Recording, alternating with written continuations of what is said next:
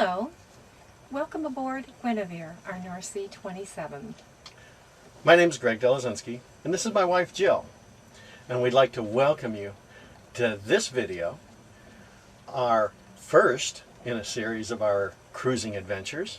And on this one we're going from San Francisco down the west coast of California, the west coast of Baja Mexico, all the way to Cabo San Lucas, Mexico. We're going to stop at a number of ports along the way and some anchorages that you might not be familiar with. Unlike taking the Baja that takes 2 long journeys across, we've decided we're going to go a lot leisure pace. We're going to stop at a number of anchorages that people don't normally stop at that are a lot of fun. For the last 10 years, before we actually cut the dock lines and headed out, we were living in the San Francisco Bay Area. We love that area a lot, and we still have many dear friends there. I guess you could say that the suggestion to move aboard was mine. Shortly after arriving in the San Francisco area, and before we dropped Guinevere in the water, I began to wonder, can we actually cruise aboard a 27-foot sailboat? So I said, let's just move directly aboard Guinevere. If we can live aboard now and continue to work, living aboard when we are cruising should be easy. So we applied anti-fouling to the hull bottom, dropped her in the water, found a live-aboard marina, put a lot of stuff in a storage unit, and moved aboard. That's the short story of how we moved from a 3-bedroom, 1,800 square foot, split-level home into a 27-foot boat. The Bay Area is a great place to prepare for cruising. It is very boat friendly, with many suppliers for all of your preparation requirements. It is also a wonderful and challenging sailing area to keep your skills up. While we were working at paying jobs and preparing the boat, it felt like it was very hard to get in all the sailing time, the very thing we wanted to do most. Our marina had many boats that were also preparing for a long-term cruise. While the guys worked away in those little tiny out-of-the-way places on the boats, the women got together and formed a group. We met each week and talked about our preparations and concerns. It really helped us all because each woman would take on a different task and then report back with the other women. We talked about health issues, inoculations, insurance, mail, banking and money handling, provisioning, what all we might have to bring with us, and what we might have to do without, and how to disconnect from all that was familiar to us. We got together for a seminar on how to use a pressure cooker. It was a wonderful support group. Most live-aboard people have a storage unit because there's just always too much stuff to keep on the boat and actually be able to still sail the boat. One of the most difficult tasks for us was to eliminate our storage unit. What to do with all this stuff? We finally managed to pare down quite a bit. The treasures we just couldn't part with went into a long-term storage unit, and that had to be included in our budget. A bit about Guinevere. She's a North Sea 27 built in Southern California in 1978. She is 27 foot long on deck and has a 25-foot water line. That's fairly long for a 27-foot boat. Her beam is 8 feet, and that makes her street legal to tow any place in the USA. She has a draft of about 3 feet 6 inches, but we think she draws more like 4 foot with all of the cruising gear we have aboard. She has about 6 foot 1 inch headroom near the galley. She has a 20 horsepower diesel engine, and we carry about 25 gallons of diesel. That gives us about a 500 to 700 mile range, and about 40 gallons of fresh water in 2 tanks. That's 20 gallons, each in its own separate tank. And so much for the technical stuff. We would often sail by the Golden Gate Bridge and look at it and express to each other, soon it will be our turn. Under the bridge and turn left. It always looks so beautiful in the bright sun with the small clouds floating above. Remembering sailing the bay and looking at the city at sunset is one of the things that will keep San Francisco in our hearts forever. Well, we finally did retire and left our jobs and sold the cars. We found that the preparation tasks to go cruising go on endlessly, and at some point we decided we were finished. Anything else that needed to be done would be finished along the way.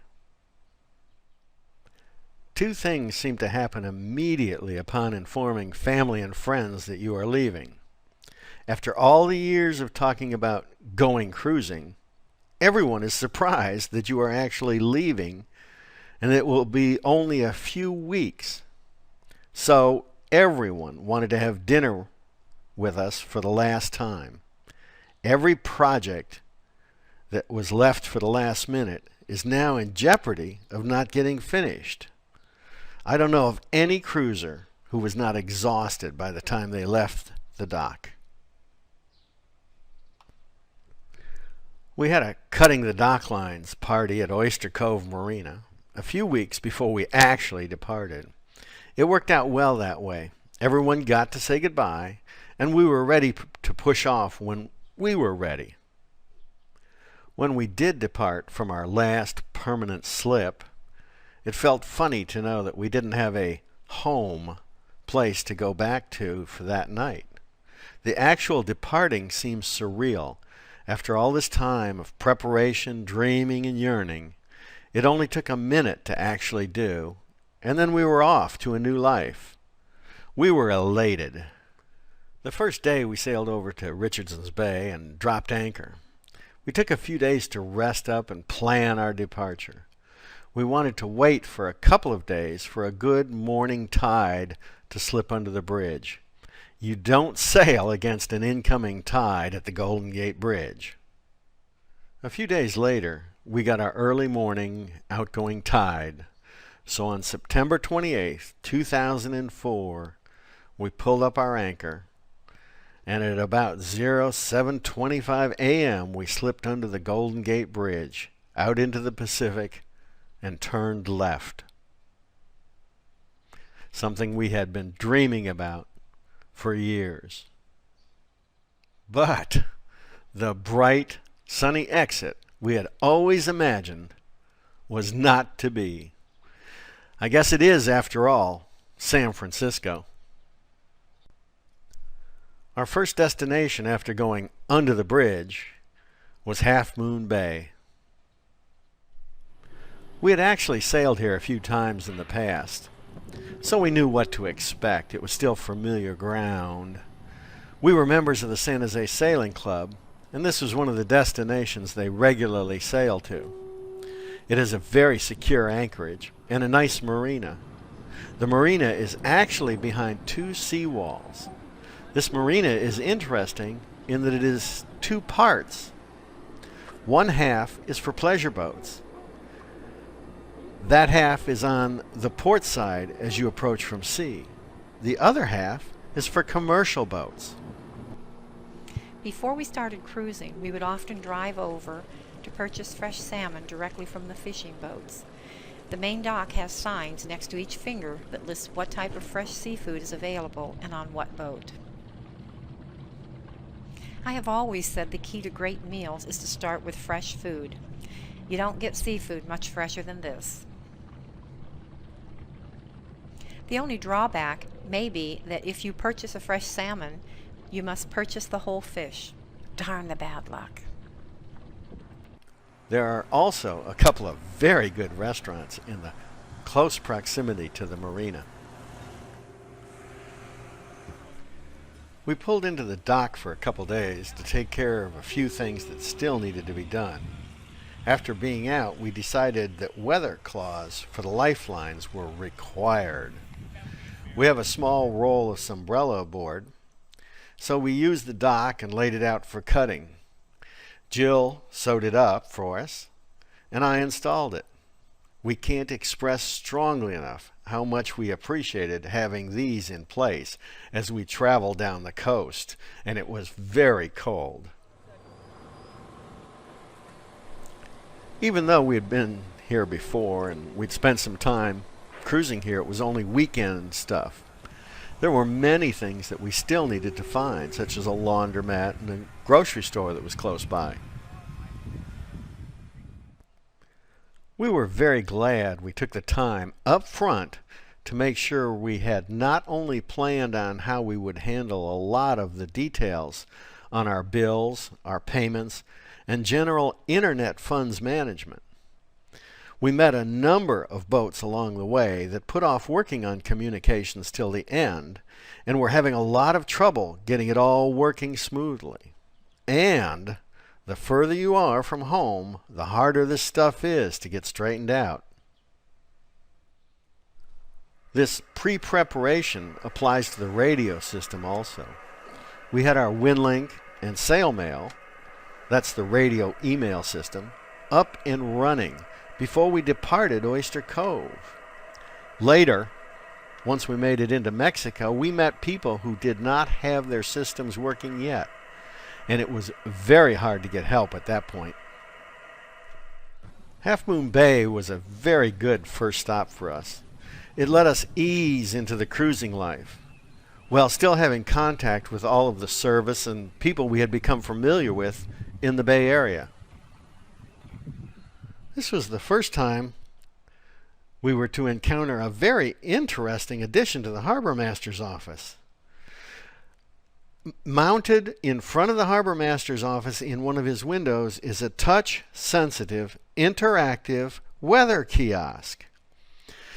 You can actually get weather predictions for the area and just about anywhere else you'd like to get, and read real-time buoy information right off of this. So even at night when no one's in the harbor master's office, weather is accessible. Every year there's a sailing rally from San Diego to Cabo. A number of the boats that were departing from our marina made a quick trip down the coast in order to participate in this rally. We chose to take our time. We are not planning to return to this area for quite some time, and we wanted to say goodbye to many places that we loved and enjoyed. We are learning to listen to a different tune. Our time is our own, and we may choose to stay or go as we wish. Of course, we are always at the mercy of the weather, but the clock does not dictate our time. We are moving to the Earth's timing, and we love the journey. As Jill said, we decided to take our time and not rush to someone else's schedule. After all, this is our cruise. So, on October 10th, after wrapping up some details, we upped our anchor from Half Moon Bay and with great anticipation headed our bow south. Next stop, Monterey, or so we thought. After we pulled out of Half Moon Bay, in the fog I might add, we started heading down the coast. Just around 8 in the morning, the wind dropped to almost nothing, so we were motoring for a while. And we experienced something that had been fairly rare to us up till now. Dolphins came to play at our bow. What a treat this was. I can't tell you how excited Jill and I were.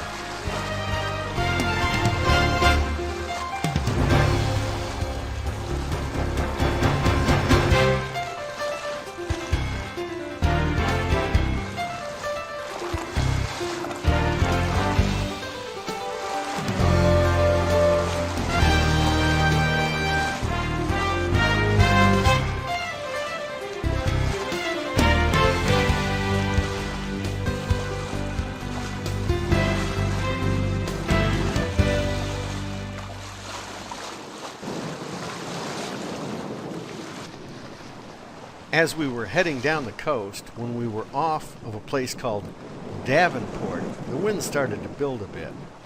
But as it was from aft of us, I was not overly concerned about it. Jill was saying Isn't it about time to reef? But we were making good speed and I was not sure. Funny thing about the wind from behind you. You have to add the boat speed to the wind speed. This was a good lesson for us. Before we knew it, the wind was up to and above 35 knots. We know that because we actually passed by one of the sea buoys that we later got the information downloaded from. Note to self, listen closer to Jill. With the wind behind us and some larger seas, it made it quite a bit harder to reef the sail. After that, we decided, as we were on our own schedule now, why not head for Santa Cruz and skip trying to cross the bay in this kind of wind and seas. We pulled in and were assigned a spot to tie up to abeam another boat. It seems this harbor is very crowded. We had a nice dinner, visited with some friends who have a boat in this marina, and then we got some rest. The next morning, when we were ready to depart, I went up to the port captain's office to pay the bill and ask the weather. He said he expected it to be blowing about 5 to 7 knots. He then looked at the buoy weather on the internet, and it was reading 25 knots. And it was only 8:30 a.m. in the morning. At that, I talked to him and I said, I kind of decided we're going to stay a couple extra days. We had a little sun midday and actually got to wear shorts for the first time. Santa Cruz is a nice little community. There's a very active boating community, and it takes many years to get a slip here, we are told. We walked to a coffee shop where there is also internet access. We love the walking and use the internet as an excuse, although we do enjoy getting our mail. After a couple of days, the wind did calm down a bit, and we were off again.